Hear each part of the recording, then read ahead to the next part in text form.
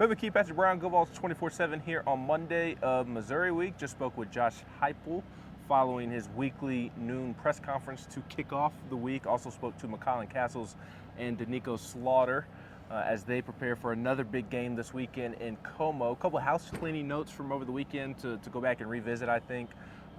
Nico Iamaleava throws his first career touchdown on Saturday, and I thought it was really cool how afterwards the entire offense came over and mobbed him. And I don't think that was just strictly because he threw his first career touchdown pass. I think that's a symbol of where he is in the program and kind of what he means. Yeah, and McCallan Castles had some interesting things to say about that, because he said that Nico's never pouted or let the fact that he hasn't played as much as he probably wanted to, even in some mop-up duty, get to him and affect how he's worked during the season. And so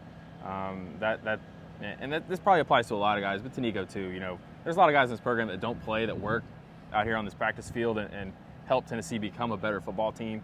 And certainly with Nico's situation, he's a guy that probably came here wanting to play a lot, but understanding that he needed to keep working. And so Castle said that he got Nico to sign his gloves, and he's probably hoping those will become really expensive one day, or worth a lot of money one day. But yeah, that was cool to see, and it's just sort of a sign of the good culture and what's going on in this program. Yeah, and Nico played well. So did Elijah Simmons. Elijah was as emotional as we've seen him, I think, and since he's gotten back from his injury that derailed the start of his season, I think he's playing his best football, and Josh Heupel, or I thought he played his best football on Saturday, and Josh Heupel thought so as well, and simply said that it's a byproduct of him finally being healthy. Being healthy, and I think being in good shape too, because it would have been easy for Elijah to, controlling his weight's been sort of his career-long, I don't say battle, but that's something he's had to watch really since he got here, with the old staff trying to, make sure that he came in at the right weight and all that stuff. And for him, he was poised to have probably his best season. He gets hurt, I think, in Tennessee's second scrimmage. It would have been easy for him to kind of get down and maybe let that impact him, but he stayed at a good weight, stayed in shape, and when he came back, he's been playing pretty well. Like you said, Ben, I thought he was a guy that stood out in the game as in-run defense, was active against the pass too, batted down a pass. So he's a guy that they're going to need to play better, to continue to play well over the next 3 games as Tennessee faces some teams that can run the ball pretty well in Missouri and Georgia. Yeah, and Tennessee's offense continues to improve, especially on the perimeter with the passing game.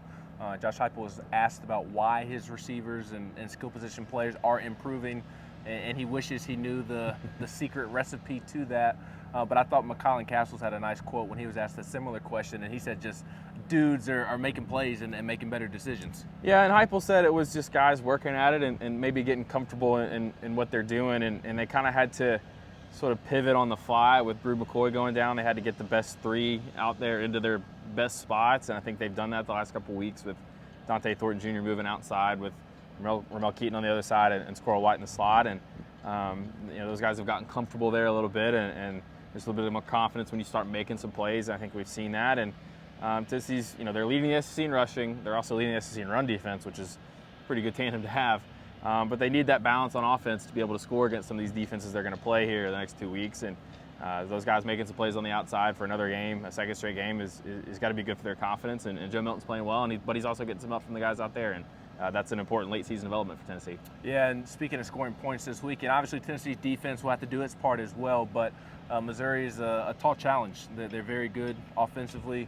Brady Cook is playing good football at the quarterback position. Cody Schrader's running the ball well, and they have a plethora of receivers that can make plays, not just Luther Burden. Yeah, it's a balanced offense. Missouri's good up front, too, on the offensive line, so Tennessee's got to be able to find a way to take one of those things away if you can, and maybe hope you can make enough plays and get enough stops on the other half of it to keep that team from scoring a lot of points. But Missouri's a good offense. They've been putting up a lot of points this season, and they played Georgia tough on Saturday. So you've got to try to find a way to take something away. That's generally how Tim Banks and the staff goes in the game. So what that'll be, probably be the run, just because that's how they operate. And but with Brady Cook, they can't let him get going early, and when he's outside the pocket, you can't let him make plays. So you got to keep him in the pocket and pressure him and get him uncomfortable.